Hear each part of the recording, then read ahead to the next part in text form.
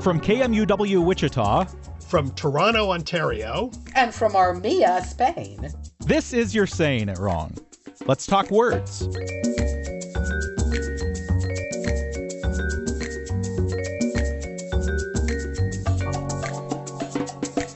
Let's talk words we like to debate. Who's right? Who's wrong? Sometimes we both are, right and wrong. I'm Fletcher Powell, host and producer at KMUW in Wichita, Kansas. And joining me as they do each week, language experts and New York Times bestselling authors, Kathy Petrus and Ross Petrus. Well, hello, Kathy Petrus at your home in Armia. Ross, hello, you are there at your home in Toronto. As far as I know, neither of those things is debatable. You are there, and I am talking to you. However, today we will be talking about things that are debatable and probably cause people a lot of frustration because they're debatable. And Fletcher, I do have to say, I think your segue was debatably good or not. I appreciate you at least, well, throwing me a little. Was that a segue? Technically, it was more, that more too is intro, debatable. Right? Yeah. That was an intro. I do know, though, that we got another good pet peeve from a listener that we want to take a look at first. Yeah, we still want more, incidentally, because we Keep are them planning coming. an entire episode where we can vent and gnash our teeth. But we're getting so many in right now, and some of them are just fun. So we thought, let's just kick off the show with a pet peeve, remind you that we want yours, and then go on. So, without further ado, a pet peeve from Trent in New York. And now both Ross and I were intrigued by this one because this is not a pet peeve. A lot of the pet peeves we're getting, we've seen. This is a new one. Oh, good.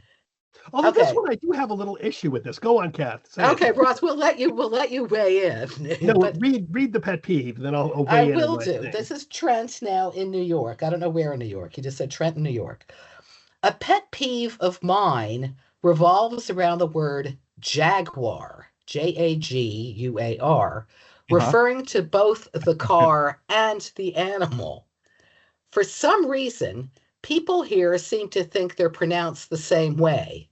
I have given up correcting them. Apparently, they don't realize that they're, saying it wrong. Is the car British? Yes. Oh, so is the car supposed to be pronounced Jaguar? Yes. Yes. You're right, Fletcher. And this is my pet peeve. I have a really good old friend who's going to remain nameless for this part, who used to almost said his name. No, who drove, from Queens, lower middle class, as many of us are, drove a beer truck through school, which is great. It's fine. Then he gets a job, big job on Wall Street. And suddenly he talks about wanting to buy a Jaguar like that. And it sort of got me it's fine, your background. I would say Jaguar, But he was Jaguar. I went to the ballet, Ross, last week. And I kid you not. So, how funny. Well, I got to admit, Trent, I did not realize that we were supposed to pronounce the car the British way. I've never thought about it. I just would have pronounced it the way I pronounce the animal, which is Jaguar. That said, I hear people, at least around here, pronounce the animal Jaguar. Jaguar? Really? Wow. Jaguar? Maybe it's more like Jaguar. Jaguar. Well, there was something on an English pronunciation, American pronunciations of Jaguar, and they said the normal American one is Jaguar, but they said in the Midwest, now tell me if this is correct, Fletcher, some people say Jaguar. Oh, that's it. Yep. No, you're right. No wonder I couldn't make it sound right to me. Jaguar. I've never heard Jaguar. That's so funny. Yeah, Jaguar. Yeah, Jaguar. Absolutely. Oh my gosh, that's fascinating. I grew up hearing that, no question. I love regional pronunciations. I really do. It saddens me that they're dying out some, but yeah. That's so cool. Well, anyway, actually, Trent is the answer really is the car should be pronounced, apparently, according to the company, Jaguar. Brits would say Jaguar without the R ending. Right. But let's not overdo it, okay? But I want to throw one interesting little furbelow in. the company was founded as the Swallow Sidecar Company, the Jaguar Company. And they manufactured originally motorcycle sidecars. And then they got a model of a car itself, and it was called the SS 2.5 liter. Now, this was in 1935. Guess what happened shortly thereafter? World War II. You have an SS car, doesn't exactly ring well. So, Enter Jaguar. Yeah, that was the model name of the SS 2.5. They said, let's scrap the SS 2.5 and just call it Jaguar for the whole company. Okay, I just though want to interject, and Trent, please do not get annoyed with me because I read your letter, okay? I feel weird saying Jaguar. I don't care that the British company says that's technically how it's pronounced. I say Jaguar, and I feel like a little bit like a jerk going, I'm getting into my Jaguar, especially with my accent. You know what I mean? If you're a Brit and going, I'm a Jaguar, that's fine. But I mean, if I'm going like, oh, look, I like your Ford. I got a Jaguar. Doesn't that sound dumb? I completely agree with you, Kathy. Okay. And my brother-in-law actually was like a car train nut, and he bought a really beat-up old Jaguar and fixed it up. He always called it Jaguar, and I think he was right. Okay. He owned it too. He called it Jaguar. It's his Jaguar. It's good enough for him. It's good enough for me. Yeah. I think we should just stick with Jag. It's much cooler too. My Jag. I have another option for you if you want one, and it's Jaguar. I got to tell you, I'm so glad you brought that up, Ross, because when I was a kid, that's all I heard. And I think probably that's what I said because that's all I heard. And then at some point, my dad probably corrected me and told me it's supposed to be Jaguar. And so for then a long time after that, it really annoyed me to hear Jaguar. But now we don't really talk about the cars or the animals around here that much. So now it's been a long time since I've heard Jaguar at all, and I have a little bit of a soft spot for it now. It's kind of snappy, you know what I mean? It's something charming about it. Yeah, I kind of like it again. Anyway, we're going to bring Jaguar to Spain now, okay? Yeah. And now, shall we move on, Ross? Yeah, let's move on. Okay, a couple of weeks ago, we were talking about, let's say, a long-lived pronunciation or a long-lived pronunciation. And yes, Kathy, we were. And Kathy, Fletcher corrected you. What did you said long-lived. Short-lived, yeah. Short-lived, but yeah. It was short-lived. Oh, short-lived. Okay, but you said lived and Fletcher said lived, or vice versa? No, you're right. Okay. I said short-lived, and I still do. Okay, so we're going to go into this discussion of let's call it, what Fletcher brilliantly introduced as debatables in language. Is it long-lived? You say long-lived. I say long-lived. You say potato. I say potato. So let's go. What a boot you. Sorry. Wow. That's actually a pet peeve. No one says a boot like that. Whatever. I should put that in my pet peeve thing. Anyway, go on. Okay. So what do you say? Do you say short-lived or short-lived? Kev, this has bothered me ever since we discussed this. I don't know. I keep, I'm sitting here. I woke up at 3 last night and I was thinking, is it long? Do I say long-lived or long-lived? I don't know. I think I say long-lived. I think. What about short? Do you say short-lived? Yeah, right. Well, I'm going for long. So short-lived, short-lived. I think, oddly enough, Fletcher, this is even more horrible to confess. I think I would say that's a short-lived. Yeah, I would say short-lived and long-lived, which is really horrible. But I would. I appreciate that. I can get on board with that. Actually, Ross, I agree with you. Long-lived sounds better than long-lived, but short-lived. Now they all sound bad. I'm going back to Jaguar. I do say short-lived, but I am conscious of it every single time I do it. Mm-hmm. So I don't know if that's a really good way to live your life. Maybe, the words should just come out of my mouth and I shouldn't be worried about it one way or the other. Actually, I think, Fletcher, you shouldn't worry at all about it, particularly because I've mangled both words. Therefore, if I do it, it's okay. But no, I think the interesting thing is, and we've talked about this at length, language really changes all the time. The issue here is the verb, the long live does not come from the verb. It comes from the noun, life. Right. So therefore, we should be a long I. However, and I mean, I'm going to throw in a little bit of Old English here.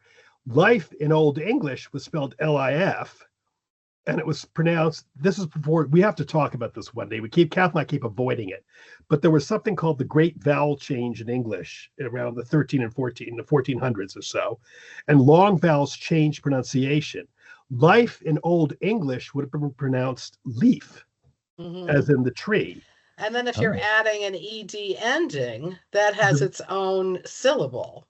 And the F would have changed to a V because it's between two vowels. So it'd be long leaved, which is really so what is like long lived or long lived, long leaved sounds like different from both. So not a big worry for me.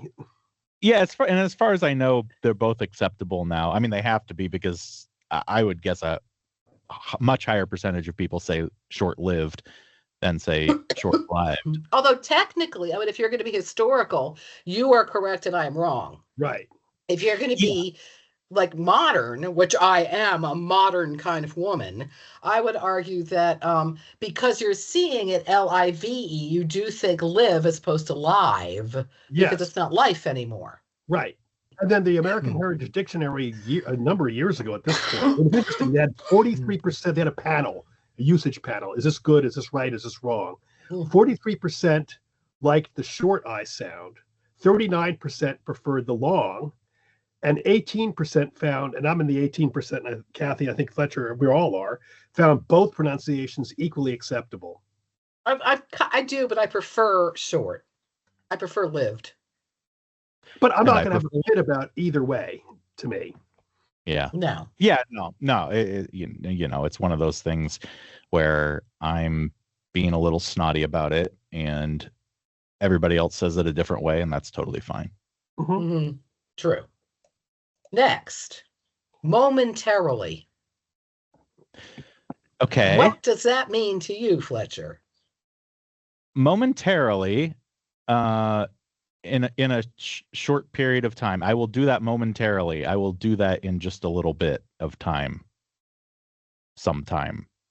Not a concrete amount of time. And probably I have something else to do first. Really, that's all. That's what it means. I might never get around to it, but I'm trying to make you feel better, right? So now, Fletcher, you're in England. And someone says momentarily. Do you know that it actually probably means something different in British English? No, I don't. Well, a Brit said, actually, Kathy found this on, we found this online. A UK person said, whenever you can hear this and then you can tell us what momentarily means in British English. Whenever I fly with an American airline and hear the pilot say, we will take off momentarily, I'm tempted to say out loud, I hope not. Really? Yes. Oh, gosh, I have no idea. It means in British English, momentarily is for a minute, for a moment, for a short time. The lightning flashed momentarily, then the sky was dark again. Oh. Well, if I read that sentence that you just said, Kathy, it would make perfect sense to me. I would absolutely understand that. But if someone said they were going to do something momentarily, I would definitely think it meant in a moment. As would I. That's what I always hear. You're on hold. The customer service rep will be with you momentarily. Yeah. Yeah. Instead of going, hi, bye, like that. Yeah. I mean, basically, it's just a word with two different meanings, and we just need context to understand it. What it means. Actually, though, momentarily used to have four meanings. Oh, God. It used to mean instantly, from moment to moment, briefly, and very soon. And here's one that we found on from Oxford English Dictionary, the OED. Robert Southey, the Scot. I am interrupted momentarily by visitors, like fleas infesting a newcomer. It's a little bit of a misanthrope there, but wasn't he the poet laureate? Yes, but kind of So misanthropic too. But whatever, he probably wanted to focus on poetry. But anyway, in that case, momentarily meant from moment to moment, which is interesting. Mm-hmm. Yeah, see, if I read that now, I would think that it meant they interrupted me briefly. Yeah, I would too. So it used to mean instantly and in a moment? Yep. Yeah. Oh, that's hard because, Mhm. I mean, like, if you ask me to do something momentarily, do I need to do it right now or do I need to do it in a little bit? Yeah.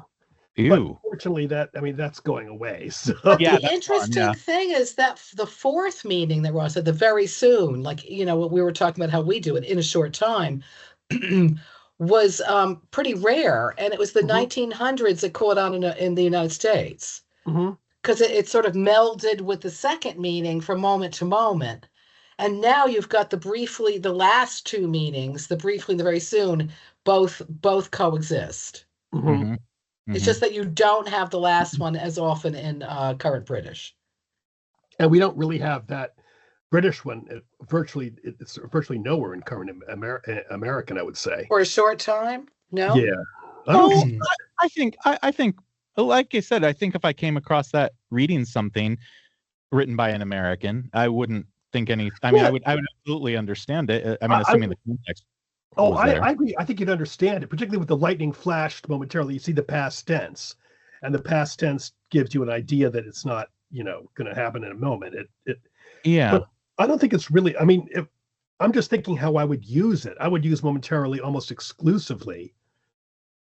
You know, in a Mm, minute, in a moment, I'll do it. in conversation, yes. I might even write momentarily, if meaning for a brief moment. Yeah, I glanced at her momentarily. Well, It, momentarily. I'm sorry, I want to interrupt. I'm looking right now. I just like plugged momentarily into Google News, Right. and the headlines are not Ticketmaster data obtained from Snowflake hack momentarily leaked. That's not just they're No, using it the original way. yeah, Large They home are. momentarily threatened. That's true. That's interesting. Yeah, multiple mergers may manifest momentarily. No, multiple mergers will be in very soon. yeah, Yeah, that's very finally a interesting. break in the rain momentarily. Yeah, for a minute. Yeah. For a minute. Yeah. Yeah, that's interesting. Famous Although actor discusses being resuscitated after momentarily dying. this Yeah. is interesting because, like, I mean, this is sort of the problem with analyzing a language that you speak in a way. Because Yeah. I'm serious, because we Right. instinctively use it because you're doing it that way. Kathy just read them, and I immediately understood them Of without course. any, like, oh, that's the second usage of momentarily. You know what I mean? Yeah. Which is So really sort did of I. cool. And I couldn't even come up with that definition of it earlier when you asked Yeah, me. I know. And it's the first one listed in all the major dictionaries. Oh, I wow. know. That's It's so interesting. weird. Maybe we should all take English courses so we can better understand our I mean, No. seriously, Yeah. vocab. We're gonna have a vocabulary test, Fletcher, in an hour, and then we'll see. But anyway, momentarily, we're going to do the next word, cliche as an adjective. Oh, that is cliche. Yes. Oof. Oof. That's so cliche. I'm not okay with that. I'm sorry. I'm just not okay with that. I'm not either. I hate it. Cliche, of course, should be a noun, like it is a cliche. Mhm. But and something is cliched, right? Right. As the adjective. So people are using the noun word as the adjective that is cliche. Right. Exactly. However, this makes me wince because I hate this is one of those ones that if I don't correct it out loud, I correct it in my head when I see someone saying, "Oh gosh, that's that's cliche," or "It was cliche to do that." It's considered absolutely acceptable now. Hmm. Wow. I mean, Yeah. I know it's very, very common. I didn't realize it was considered acceptable now. That's interesting. I don't like it. I really don't. That one bothers me. Yeah. I'm not going to attack you if you say it, but but I don't like it. Do you know what it comes from? It's interesting. I didn't know this at all. Did you realize it comes from a French word, cliche, the noun with er, to click, and it was a stereotype printing. It was a printer's block, and it would make a click sound as you put the mold onto the metal. And that came into meaning what we know, because it was like you can reprint thousands of the same thing. So it becomes sort of trite. Everyone does it. It's all over the place. That was a really interesting etymology, I thought. So we could say like, that's clicky. Yeah. I like Yes, I like clicky. That's good. That's clicky. Okay. I've got a question for the two of you. How old do you think cliche is an adjective? Like, these ideas are cliche. Not even the clicheest of reporters. The cliche question we ask. Okay, how far back do you think it goes? Well, if it's actually acceptable now, it probably goes a lot further back than I realize. I mean, I would have assumed it was relatively recent, frankly. It's 1922, the clicheest of reporters. Then it's ideas, old-fashioned and cliche as they are. Instead of buying a Moreau lithograph, go to Soho or another cliche print. The cliche question. I see it really starting in the 20s. The use of cliche as a adjective. Interesting. But I too, Fletcher, I thought this was really recent. I thought I attributed this to like online social media, sort of Valley girly stuff. I really did. Really? Yeah, I did. I would have thought of it as very recent. I would have thought, I don't know, not super recent, but 80s on, somewhere in there. I would have said 80s or 90s. Yeah. Yeah. Oh, wow, that's interesting. I would have put it much earlier. Really? I don't know why I would have. I think maybe because of the French aspect of it. I just would have thought that it would have like entered the language in, like, you know, F. Scott Fitzgerald or something like that. I would have thought. As an adjective, though. I'm not talking about as a noun. I'm talking about as an adjective. As an adjective.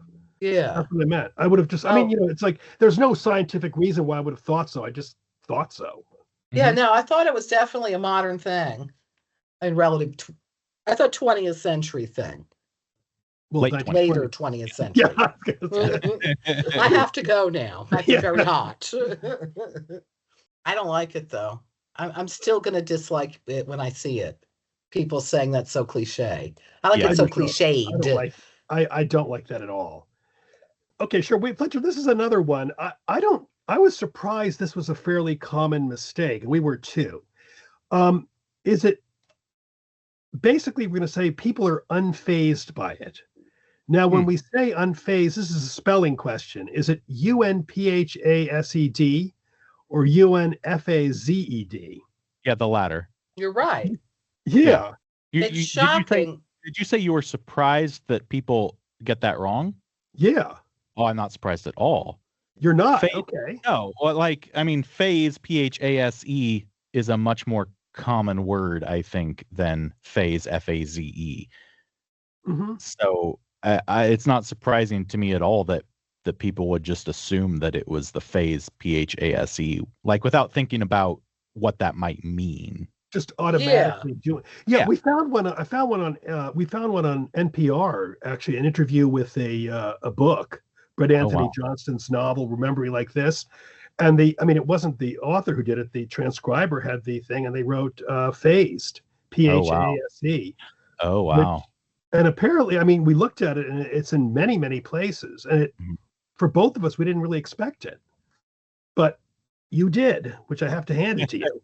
Yeah, he's not cliche. No, it surprised me. I think, though, that the key is wasn't it, Ross? We found, they have AI. There was an AI example. I know it's an LLM, but they call it AI here. And they said the difference, I love this, unfazed, FAZED, and unfazed, PHASED, are often confused due to their similar sounds, but they have distinct meanings. And they have these examples, and it's the same thing. The unexpected news left her unfazed, PHASED. Even when faced with criticism, she stayed unfazed. This is what they're using as examples, UNPHASED. Wow. But then they have the team was unfazed by the tough competition, UNFAZED. She remained unfazed by the unexpected news, as opposed to he, UNFAZED. Well, thank you, AI, for such a clear distinction between two usages. One And of then which they is completely suggest we incorrect. subscribe to their writing assistant tools. I also want to add. No, thank you. It was interesting though, because we didn't really know anything. You're right though, with PHASE is a far more common word. Phase though, I didn't know was American, FAZE. And it probably is a variant of the Kentish dialect, which I like, fees, which is to frighten, alarm, and discomfort. I think it's really interesting. Mm-hmm. But it came into the States and as FASE. But when you think about it, I'm going to throw one thing out. Phase, PHASE, in like physics or something refers to like, a wave. And so if you're out of phase, you have two like waves that are different, frequencies. They're different. They're way apart. They're not in sync. So in a way, unphased kind of makes sense with PHASE. Do you know what I mean? The opposite way, right? But the opposite way. If you were unphased, you would be out of phase. Yeah, which makes sense. Which would, but that no, it's the opposite. You're right. Yeah, that would like internal dissonance or whatever. Yeah. Yeah, they should be phased by it to make sense. Phased would be good. Yeah. Oh, that's so like I was incredibly phased because things were going wrong. PHA, but then I was also very unphased. No, wait, no. It goes back to our non-plus, problem. Remember that? He was non-plus. Yes. Yeah. You're right, Fletcher. That's a really good point. Yeah. But it's not necessary. FAZE is the way to go. So yeah. And there's not really I don't think that's really debatable. No. The topic might be debatable, but I think that's just people getting it wrong. And that's pretty much it. But we got curious. So we're curious if you're speaking about phasing, FAZING or PHASING. What about phasers? Wait, what? One who phases someone else, or no, one who has a phaser and shoots one in Star Trek. In the Star Trek phaser. Well, this was interesting because we found the first usage that we could think was back in the 40s, where it was actually, this was some electronics magazine said a variable length of coaxial lines folded back on itself. And then the first sci-fi thing was Robert Heinlein's Starman Jones. I haven't read Starman Jones in years. Me too. I gotta see if I own it still. But in that case, a phaser was a synchronized field on the starship, which was not a gun. Mm-hmm. So it was very different. But then comes Star Trek, which made phasers famous. And they got it from Photon Maser. Oh, really? Yeah. It was a portmanteau, actually. Yeah. What's a maser, though? I don't know. Shouldn't it have been laser? No, maser is something. Maser shoots out particles, not. Let me just look it up. Masers are different than phasers. Lasers? No, masers produce coherent electromagnetic waves. Well, thank you for that. It doesn't mean a damn thing to me, but okay. Yeah, I know. But the other thing that sort of got me was that the phaser doesn't. I always thought it did. Like they always have photon torpedoes, so I thought the phaser shot out light, but it doesn't. They made up a word nadions or nadions, which are little particles, subatomic particles, and that's what a phaser shoots out. If you want to know this. Wow. Oh, gee, I didn't know that. Kath, tell about your discovery of tractor beam. This fascinates me. This fascinates me. Since we were in a Star Trek mode, I was saying to Ross, I was always fascinated by the word tractor beam. Do you know what they are, Fletcher? Do you remember those or not? Yeah, like the tractor beam, like if you're flying around in your spaceship and the big ship sets its tractor beam on you, it'll grab you and pull you in. Yeah. Right. So do you think it was invented by Star Trek? Or is it a real word? I definitely don't know. The first time I remember a tractor beam is Star Wars, so I don't know about Star Trek earlier. It was coined way back in 1931 by a guy, E.E. Smith. He initially called it an attractor beam, and then made it into the snappier tractor beam. Oh wow! Yeah, That's because so I cool. thought it was like a tractor, Right. somehow. I don't know Right. how And I or always thought it why, was- but I thought like a tractor beam. And I always Yeah, thought it no. was dumb because, like, why would you have a tractor pushing you away? Because there's no tractor pushing you. That was Right. so cool, I thought. I never knew that. It always seemed a little weird to be a tractor, but I always assumed, there was a reason. I just didn't realize, and I guess there Yeah. is, but that it used to be a tractor. Yeah. Yeah, it never occurred to me either. I didn't think No. of it as a truncated word at all. No, it was No. tractor. It is so. There was something I looked up because it just seems ridiculous that you could do this, but I looked up tractor beam the other day, and there was some guy talking, and again, this is physics way beyond me, but they were saying they developed something, a little beam that can actually pull things in. So I thought, like, gravity, and it's something different. So I thought, wow, that's cool, but apparently it's like microscopic, like you can. Yeah, Have I a- saw the same thing. It's a repulsor Mm. beam or a pressor beam. Boy, and you can like pull like a tiny little bacteria like a half an inch closer, which is not, But that's not a big. mistake. That's huge. That's important, Ross. This is well, the to the little future. bacteria that might be, but I don't know. Yeah, exactly. Imagine being the bacteria. yeah, yeah. That's a horrible thought. I don't want to. This is one that Ross is not interested in this at all, and it's like one of my things. This is a debatable. Have you ever heard of the dish? It's a toasted cheese dish, and it's called Welsh rarebit. Oh, sure. Uh-huh. Or is it Welsh rabbit? Yeah, rabbit. Like that's I always understood it was supposed to be rabbit, but it's spelled rarebit. Mhm. You got that ruined everything. Yeah, No, I'm that's- leaving. My wife was like, she writes cookbooks and stuff, so I knew that all along too. That's why I was like, I'm fascinated by this. Because I always thought that rabbit was like the silly way of saying it because it should be rarebit and people misunderstood it and wrote it rabbit. Rabbit. Yeah. What's funny is I see it written both ways now too. I see it written as rabbit sometimes. Which is how it should be. Yeah, I've seen it too. A lot of like the professional chefs will say rabbit now. Yeah. So- No, but he's saying spelling. It should also be spelled as such. Yeah. Oh, that's what I really? mean. Why You write shouldn't down- why shouldn't it be spelled rarebit? Because rarebit is the bastardization of rabbit. Yeah. Oh, really? Yeah. Oh, Because people, it was initially, it was used in the 1700s, and it was a dish of toast and cheese. And it was perverted, as they say in the OED, by folk etymology as Welsh rarebit, which sounds nicer and righter, in quotes. because More it's not correct. actually rabbit. No, yes, it's not. But it was really supposed to be like sort of a snide thing. Oh, the Welsh were so poor Yeah. they couldn't afford rabbit, But so they they're also just having have- cheese on their toast, which But is they also have great. Scotch rabbit and English rabbit too. Hmm. So that sort of that like actually makes the etymology a little bit more questionable. Complicated. Yeah. And then some people thought it might be ramekin, a similar dish. I don't Taking- think so. I Okay, don't think whatever. so. I don't know. I'm just saying that's some people think too. The problem with the etymologies is they get really complicated. So we Right. don't really know. I mean, we don't really know.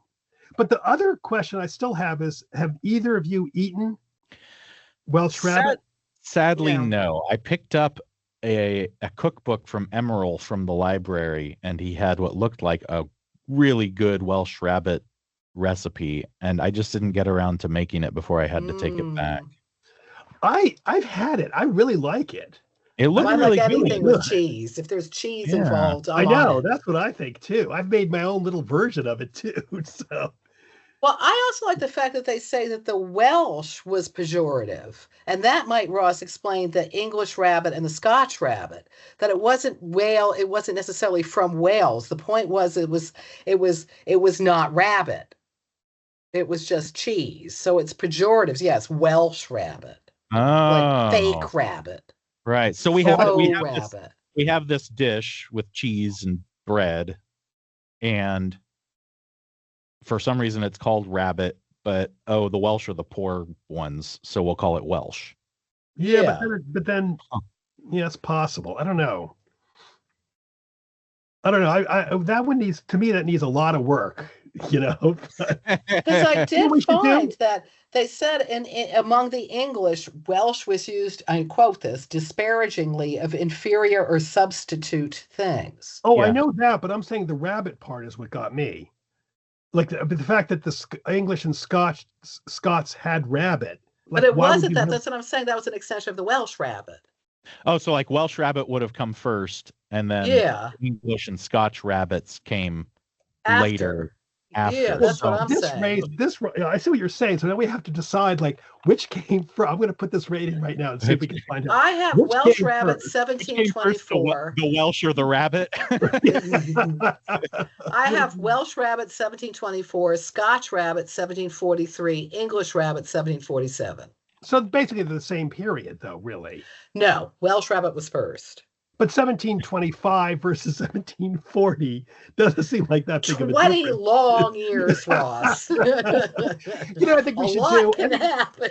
I think we should end this debate and all three of us independently go and make ourselves a little toasty, cheesy dish right That now. sounds so good. It does sound good. I was really, speaking of Welsh rabbits and such, when we were in Edinburgh, I wanted a Scotch egg so badly. We went to a pub. It was the worst Scotch egg in the world. Oh, I was oh, so no. disappointed. I still haven't had an adequate Scotch egg. Well, maybe you just don't like them. I don't know. It's funny, Kathy, because there's an English pub here, a British English pub, and I've had the same thing. I asked for a good Scotch egg, and it was terrible. And I'm now beginning to wonder, like, is it both were bad Scotch egg producers, or is it like Fletcher just said, we don't like it? Should we just stick to the Welsh rabbits? Yeah, I think we should. You're Saying It Wrong is part of the NPR network and is produced in the studios of KMUW in Wichita, Kansas by me, Fletcher Powell. Kathy Petrus records from her home in Armia, Spain, Ross Petrus from his home in Toronto, Ontario in Canada. Torrin Anderson composed our theme music, and our digital team is Beth Golay and Carly Cooper. You can find all of our past episodes by subscribing to the You're Saying It Wrong podcast wherever you get your podcasts, or by visiting us at kmuw.org. If you have a question for Kathy and Ross, if you'd like to suggest a topic, or you just want to reach out, you can email me at powell@kmuw.org or email them at kandrpetrus@gmail.com. You can also email us a voice memo of you asking it your question. You might get your voice heard on air. If you'd like to do the same thing by downloading the KMUW app, you can do that and just click the Talk to Us button. You can find all of Kathy and Ross's books pretty much anywhere you get books, and a handful of them are also available on audiobook, read by the authors themselves. Thanks for joining us. We'll be back next week.